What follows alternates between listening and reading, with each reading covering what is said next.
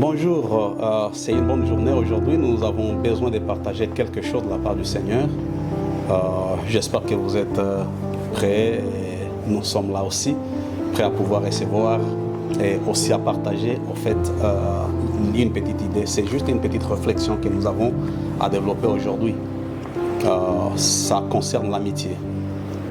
L'amitié, je pense que le Seigneur, lorsqu'il a créé l'homme ou toute personne, il ne l'a pas créé pour qu'il devienne comme une île qui va évoluer, disons, en solo de lui-même. Il a besoin de le mettre parmi les autres personnes et qu'il y ait cette interaction qui va faire en sorte que la communauté ou que le monde puisse bien marcher. Donc, pourquoi? Parce que nous avons certains atouts que les autres n'ont pas, les autres ont des atouts que nous n'avons pas, et le Seigneur a fait en sorte que nous puissions interagir pour que cela nous permette à bien vivre dans la société.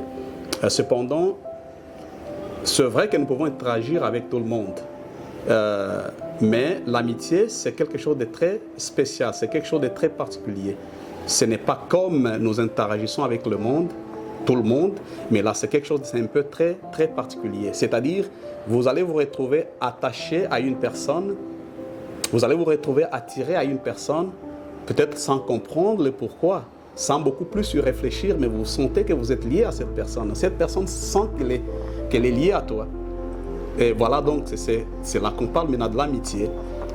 Au-delà de tout ce que nous pouvons avoir comme interaction avec le monde extérieur, ça, c'est une personne un peu spéciale, c'est une personne très particulière, en fait. Alors, nous allons voir que l'amitié à certains niveaux, l'amitié a différentes catégories. La première catégorie, selon moi, je l'ai catégorisé, j'ai catégorisé les types d'amitié en deux. Je l'ai scindé en deux. La première catégorie des amis ou d'amitié, c'est une amitié qui est tout à fait naturelle. Vous savez, cette amitié naturelle, nous la voyons dans la vie de David, dans la vie de Jonathan envers David. Jonathan, il est né dans une famille royale. Son père, c'est un roi, il est le prince héritier. Mais lorsqu'il a vu David, son âme s'est liée à lui. Il l'a aimé sincèrement. Lorsqu'il a aimé, David n'avait pas quelque chose de très spécial à donner à Jonathan. Le contraire était vrai parce que Jonathan, c'est lui qui jouissait du privilège du royaume. Et à cette période, donc, c'était Jonathan qui était en bonne posture, en une bonne position pour pouvoir peut-être faire du bien à David. Mais c'est lui qui a aimé, il voit David, il l'a aimé vraiment de tout son cœur. Alors qu'est-ce que cela nous dit? Ça montre vraiment le type d'amitié qui est très très sincère, très très sincère. Là où on n'attend pas qu'une autre personne que je puisse recevoir d'une autre personne, mais que je puisse donner plutôt que de recevoir. Ça s'appelle une amitié naturelle et sincère. Et le Seigneur, quand vous lisez les Saintes Écritures, le Seigneur nous appelle la lumière du monde et nous appelle le sel du monde. La lumière du monde, pourquoi? Parce que nous avons à éclairer les autres, c'est-à-dire nous avons à faire en sorte que les autres bénéficient le bien que le Seigneur nous a donné, que le Seigneur nous a accordé. Et le sel aussi, ce sont les autres qui bénéficient de sa saveur, ce n'est pas le contraire. Donc, ici nous comprenons que l'amitié vraie, c'est une amitié où la personne a la responsabilité, ou ressent la responsabilité d'aller vers l'autre pour lui faire du bien, pour que l'autre puisse... qu'il démontre une certaine importance envers la personne qui pourrait avoir besoin de son service ou alors de sa vie. Nous pouvons rendre ces services de différentes façons. Vous voyez, ça peut être de manière idéologique, de manière financière ou de manière morale, ou tout ce que nous pouvons avoir comme atout. Le Seigneur nous appelle à pouvoir le partager avec les autres et sans compter quoi que ce soit comme retour de la part de ceux à qui nous avons fait du bien. C'est la volonté de Dieu. Vous voyez, lorsque le soleil illumine sur nous, je ne crois pas que le soleil attend quoi que ce soit en retour de nous. Mais il nous éclaire plutôt pour que nous puissions vivre, que nous puissions vaquer à nos activités, que nous soyons en bonne santé, que nous bénéficions de tout ce que, de tous les bienfaits que ça apporte dans notre vie. Donc ça s'appelle l'amitié sincère. J'aimerais alors demander à tout celui qui me suit en ce moment qu'il est grand temps que tu puisses revoir réellement la position de ton cœur. Lorsque tu te lis d'amitié avec les autres personnes, quelle est l'importance ou quel est le mobile qui te pousse à avoir de l'amitié envers les autres? Et c'est pour leur faire du bien, et c'est pour que toi, qu'ils soient bénéficiaires de bienfaits qui peuvent découler de ta vie, qu'ils en bénéficient, et que le nom de Dieu soit loué, ou bien c'est le contraire. Alors ça, c'est la première catégorie. La deuxième catégorie consiste de ceux qui se lient d'amitié avec les autres. Pour la première catégorie, vous allez lire l'histoire dans 1 Samuel, chapitre 18, et verset 1. Vous allez trouver l'histoire de David et Jonathan, comment est-ce qu'ils sont liés d'amitié. La deuxième catégorie, vous allez voir que c'est la catégorie des personnes qui ont besoin de se lier d'amitié avec les autres parce qu'ils voudraient bénéficier. Vous voyez? Donc c'est le contraire de la première catégorie.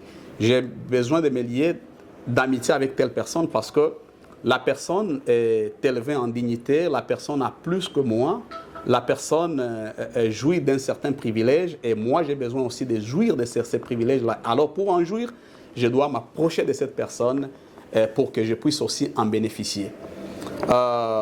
Personnellement, je nomme ces genres d'amitié, c'est une amitié de cannibale, ou alors un marché que tu es en train de chercher à conclure avec quelqu'un. Ça ne s'appelle pas amitié, ça s'appelle plutôt un marché, ou alors le cannibale, ou du cannibalisme. Vous savez ce qu'un cannibale fait? Il vit de la vie des autres, il vit de la chair humaine ou la chair des autres. Voilà, donc c'est ça les cannibales. Alors, si tu veux bénéficier de la sueur des autres, tu veux bénéficier des avantages des autres, sans pour autant que tu sois la personne qui fait du bien, et là tu es un cannibale. Pourquoi? Parce que tu veux te nourrir des autres.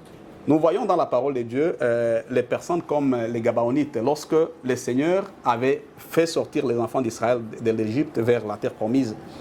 Les Gabaonites ont compris que ces gens, ils ont Dieu, ils ont les avantages, ils sont en train de gagner dans toutes leurs batailles. Et qu'est-ce que nous allons faire? Nous allons faire l'alliance avec eux. Ils ont fait l'alliance avec eux. Et l'objectif de cette alliance Josué, qui était le leader des Israélites, ne connaissait pas les mobiles qui étaient dans leur cœur. Mais cependant, leur mobile était celui de pouvoir jouir des avantages pour qu'ils ne soient pas anéantis. Ils avaient besoin. Donc ce n'était pas l'amitié, ce n'était pas une alliance, c'est vrai. C'était une alliance pour tirer bénéfice. Vous voyez, c'était une alliance pour tirer bénéfice. Et ça, ce n'est pas la volonté de Dieu.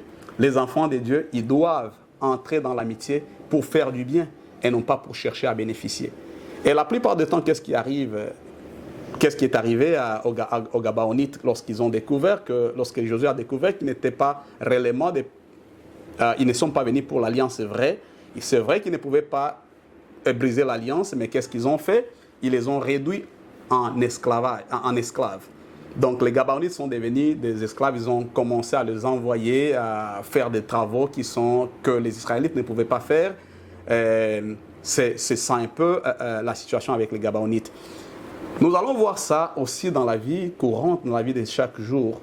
Vous allez vous rendre compte qu'il y a certaines personnes réellement qui sont là, lorsqu'ils se lient d'amitié avec la personne qui est élevée ou qui a plus qu'elle, pour tirer de ces avantages, la personne va se réduire. Tu vas être réduit.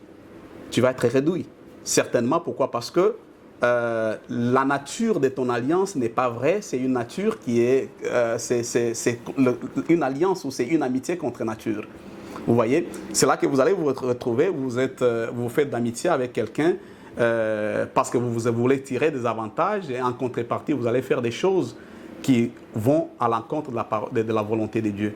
C'est ainsi que parfois, la personne qui a de l'ascendance sur toi va t'envoyer, par exemple, d'aller lui chercher des petits nanas et tout ça. Là, tu t'es réduit à ce niveau-là. Pourquoi? Parce que le mobile n'a pas été pur. À l'instar des Gabaonites, ils ont fini par commencer à puiser de l'eau pour le peuple d'Israël parce qu'ils n'avaient jamais été pour vrai. Ce n'étaient pas des vrais amis, ce n'était pas une bonne alliance qui s'était liée avec le peuple d'Israël. Les enfants de Dieu, il y a une grande place à la compromission lorsque on cherche une amitié par intérêt.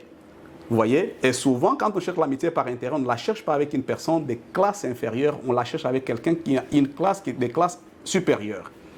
Vous voyez? Pourquoi? Parce qu'on veut tirer des avantages. Et ça, naturellement, c'est l'envie qui est en nous parce que nous envions ce qui est chez l'autre. Et comment y accéder? C'est par la voie de l'amitié. Et vous allez vous retrouver en train de faire des choses que vous ne devriez pas faire. Vous voyez? Et vous allez peut-être vous retrouver, on vous envoie, bon écoute, j'ai besoin que tu ailles chez un féticheur pour moi. Tu transmets ce genre de messages. Tu n'as pas la capacité de dire, tu n'es pas dans la position de dire non, écoute, ça ne peut pas se faire. Vous voyez? Pourquoi? Parce que ton objectif, c'est de pouvoir recevoir. Et quand ton objectif est de pouvoir recevoir, il y a des conséquences. Et tu es en train d'en pâtir maintenant. Pourquoi? Parce que tu ne sais plus te détacher aussi longtemps que les intérêts que tu poursuis demeurent. Est-il réellement possible qu'il existe l'amitié entre le pauvre et le riche? Certainement oui. Il y a cette possibilité. Le riche va regarder le pauvre, il va voir en lui ou en elle cette dame pauvre et se dit, elle a quelque chose qui peut contribuer à ma vie. Vous voyez, souvent ces genres d'initiatives viennent des personnes élevées qui descendent pour attirer le moins favorisé de la société pour qu'il fasse une amitié. Vous voyez, et là, ça vient souvent, c'est l'initiative des personnes qui sont élevées et ils descendent et la personne accepte l'amitié. Et là, tu vas voir que dans cette amitié-là aura la dignité. La personne qui accepte cette amitié, il garde la dignité. Pourquoi? Parce que ce n'est pas moi qui suis venu vers toi, tu es venu vers toi. Tu as trouvé quelque chose d'important, tu as trouvé les valeurs qui sont à moi, que j'aimerais bien garder. Et alors, tu vas voir qu'il y a de la valeur. La personne qui a moins, mais il a de la valeur dans cette amitié. Pourquoi? Parce qu'il a quelque chose à contribuer, quel que soit son rang social. Il est très important aujourd'hui que les enfants de Dieu comprennent. Pourquoi? Parce que j'ai vu à un certain temps où j'ai entendu certains messages qui passent selon lesquels les enfants de Dieu doivent chercher à se créer d'amitié avec le monde, les personnes qui ont plus que, les personnes qui ont peut-être des grades ou qui ont certains standards de vie, standing de vie plus élevés. Pourquoi? Parce que c'est comme ça que les enfants de Dieu... Non, ça c'est l'envie que nous sommes en train d'enseigner aux enfants de Dieu. Un enfant de Dieu doit être cool, tu dois être calme. Si le Seigneur veut te lier d'amitié avec une personne de classe supérieure, il le fera certainement. Ce n'est pas à toi d'initier cela. C'est vrai, si le Seigneur permet à ce que ça puisse arriver, cela va arriver. Mais ce n'est pas à toi de pouvoir rechercher parce que tu vas tomber dans le piège d'être et de te faire esclave. Et ça va réduire ta personnalité et même le niveau de ta chrétienté. Donc il est très important que cela demeure dans le cœur des gens. Au contraire, le Seigneur voudrait, lorsque le Seigneur t'élève, cherche les personnes à qui tu peux faire du bien. Cherche les personnes qui peuvent être les bénéficiaires de ton rang, qui peuvent être les bénéficiaires de ta position dans la société. C'est cela la vraie amitié. C'est cela la volonté de Dieu. C'est-à-dire, un enfant de Dieu est fait pour donner. Un enfant de Dieu n'est pas fait pour recevoir. Vous voyez, même si nous recevons, ce n'est pas parce que nous avons désiré de recevoir, nous recevons parce que l'amitié l'a exigé que nous puissions recevoir et on ne peut pas dire non. Mais cependant, lorsque l'objectif est de recevoir, là tu deviens un cannibale. Pose-toi la question aujourd'hui, quel genre d'ami es-tu? Ne cherche pas à regarder les gens qui sont autour de toi, mais pose-toi toi-même la question, quel genre d'ami suis-je? Est-ce que je suis un cannibale ou j'ai un amour sincère? Cependant, vous allez voir que la plupart de personnes qui ont, tels que les gens qui ont réussi dans la vie matériellement, ils ont autour d'eux beaucoup de personnes qui sont des amis. Vous voyez? Mais moi, personnellement, je ne dis pas qu'ils ont des amis, ils ont des cannibales autour d'eux, ou ils ont des marchands autour d'eux. Les gens qui viennent leur vendre des services au nom de l'amitié, mais ce ne sont pas des amis, ce sont des personnes qui sont juste venues pour bénéficier d'eux. Alors cette attitude doit vraiment quitter notre esprit en tant qu'enfants de Dieu. Nous devons travailler pour faire du bien aux autres, aller vers la classe des personnes qui ont plus besoin de nous et non pas nous aller jeûner et prier pour que les gens qui sont au-dessus de nous viennent vers nous. Si le Seigneur veut le faire, tant mieux, il le fera. Vous voyez? Et cela n'est pas appelé à tout le monde. Demeurons dans la classe sociale là où le Seigneur nous a placés. Travaillons pour que le Seigneur puisse bénir les fruits de les œuvres de nos mains. C'est ça les choses que nous devons demander au Seigneur et non pas demander au Seigneur que Seigneur, fais-moi asseoir avec les grands. Ceux qu'il a prédestinés pour s'asseoir avec les grands, il les fera asseoir avec les grands. Si tu n'es pas sur la liste, ne passe pas ton temps à faire ce genre de prière. Mais si le Seigneur le veut, il va t'y amener, bien sûr. Donc, c'est à nous maintenant, aujourd'hui, de nous demander, sommes-nous dans la volonté de Dieu? La volonté de Dieu, c'est que l'amitié puisse produire quelque chose qui bénéficie l'autre et non pas attendre à ce que je reçoive ce qui provient de l'autre. Merci beaucoup, que Dieu vous bénisse pour cette journée. Je crois que prochainement, nous allons encore parler, soit élaborer beaucoup plus sur ces sujets, en long et en large. Portez-vous bien chez vous. Bonne soirée.